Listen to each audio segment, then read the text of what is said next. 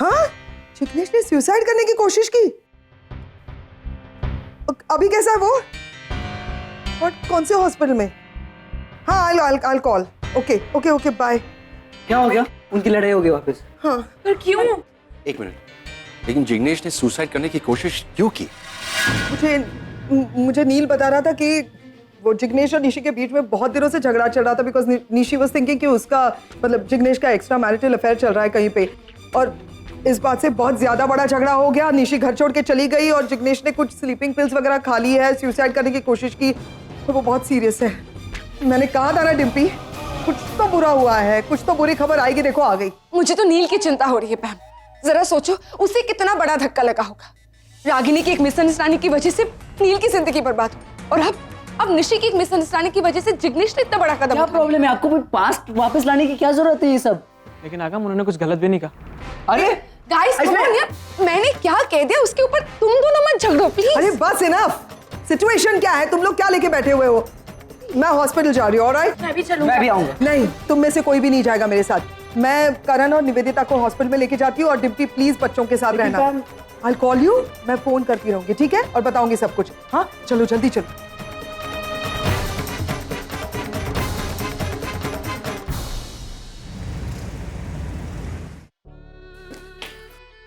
निशी, जिग्नेश कैसा है? नील ट्रीटमेंट चल रहा है। मैं समझ सकती हूँ तुम इस वक्त कैसा फील कर रही हो।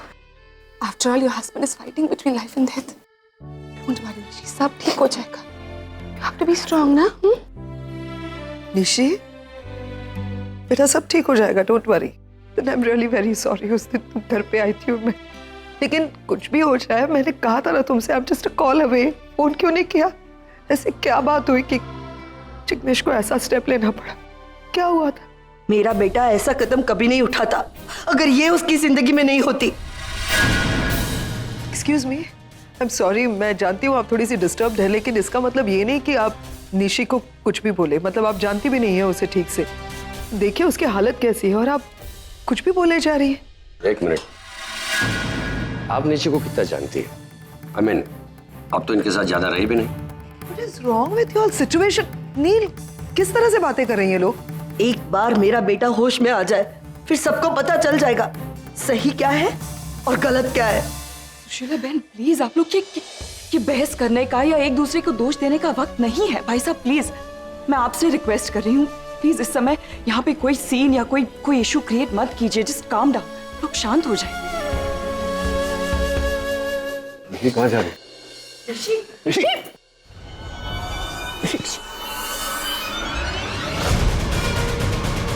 Doctor Aman, patient is under serious mental trauma. इनके दिमाग पर काफी गहरा असर हुआ है। ये इस कंडीशन में नहीं है कि किसी भी तरह का मेंटल स्ट्रेस या प्रेशर ले सके। A little cause of tension is danger, but you have to be very careful. लेकिन अगर जिग्नेश को कुछ हो गया तो? आप लोग प्लीज सब बाहर जाइए। पेशेंट को जैसे ही होश आएगा हम आपको बुला लेंगे। Doctor Neel. 2 minutes, doctor. Thank you.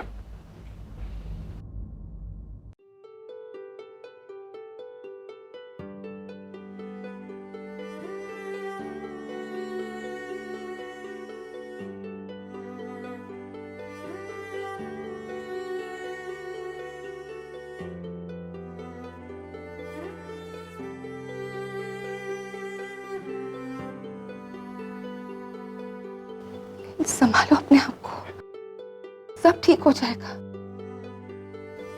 She'll be fine. सुना ना डॉक्टर ने क्या कहा? She can't take any more pressure. बच्ची है Nivedita. She's still a child. तो फिक्र मत कर निशी, बस एक बार जिग्नेश ठीक हो जाए, प्रॉमिस तुझे कभी इन बातों का सामना नहीं करना पड़ेगा।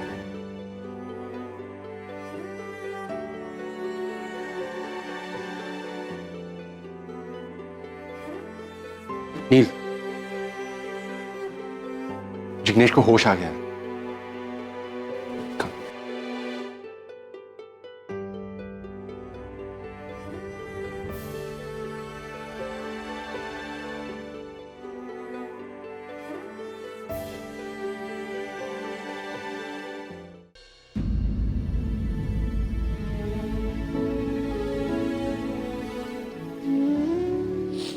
क्या हुआ? रो रही हो? क्यों? तुम्हें नहीं लगता कि इस सब के लिए तुम जिम्मेदार हो? नील फूट फूट कर रो रहा है अंदर। मेरे भाई की हालत निशी की वजह से है और निशी की तुम्हारी वजह से। तुम माँ हो ना? मैंने तुम्हारे बच्चे पाले, यानी कि मैं भी माँ। तो चलो कंपेयर करते हैं कि हम दोनों जब माँ हैं तो हम दोनों के बच्चे अलग अलग क्यों हैं?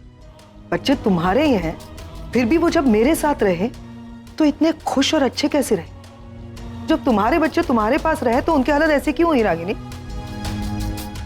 तुमने सोचा कभी इसके बारे में? अभी कुछ दिन पहले फार्म हाउस में मैंने आरव के बारे में तुमसे जब बात की तब भी मैंने यही समझाया कि क्यों हो तुम ऐसे। रागिनी, तुम्हारे 4 बच्चे, 2 तुम्हारे पास और 2 मेरे पास। उनकी खुद की माँ उनके पास थी, लेकिन फिर भी वो इस सिचुएशन में है। निशी जो एक नहीं कई बार डिप्रेस हुई है, उसने एक नहीं कई बार सुसाइड करने की कोशिश की, और आज निशी की वजह से जिग्नेश ने सुसाइड करने की कोशिश की। निशी की हालत के जिम्मेदार तुम हो, जिग्नेश की भी हालत के जिम्मेदार तुम हो रागिनी। तुम्हारा दूसरा बेटा आरव जेल में गया तुम्हारी वजह से। उसने भी अपने आप को गन से मारने की कोशिश की थी। क्या है ये? क्यों? तुमने बस उनको नैग कर करके उनकी जिंदगी बर्बाद कर दी। कभी सुना ही नहीं बच्चे क्या चाहते हैं, क्या नहीं चाहते हैं, उनकी क्या लाइक्स है, क्या डिसलाइक्स है, वो क्या करना चाहते हैं। मैंने कहा तुम ये बनोगी तो बनोगी। कभी पूछा कि उनको क्या करने में खुशी मिलती है?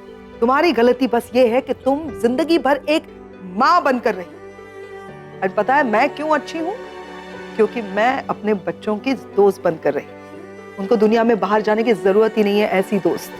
आज अगर वो तुमसे भी नाराज हो जाएंगे तो मुझे इस बात का यकीन है कि वो मेरे पास आके रोएंगे। तुम्हें पता है मेरे बच्चे तुमसे मिलने के बाद मुझसे शायद उतना प्यार नहीं करते, लेकिन फिर भी मुझे इस बात पर यकीन है कि इस दुनिया में उनकी बेस्ट फ्रेंड पैम है। लेकिन रागिनी, वेरी सॉरी टू से, तुम फेल हो गई यार as a mother. You failed. तुमने अपने बच्चों को जन्म दिया लेकिन अच्छी मां नहीं बन पाई। अब भी देर नहीं हुई है, लेकिन जितना मैं तुमको जानती हूं तुम सुधरोगे नहीं। उम्मीद करती हूं कि ये दोबारा ना हो, क्योंकि इससे मेरे भाई को बहुत तकलीफ होती है। मैंने उसको कभी रोते हुए नहीं देखा Ragini, all because of you.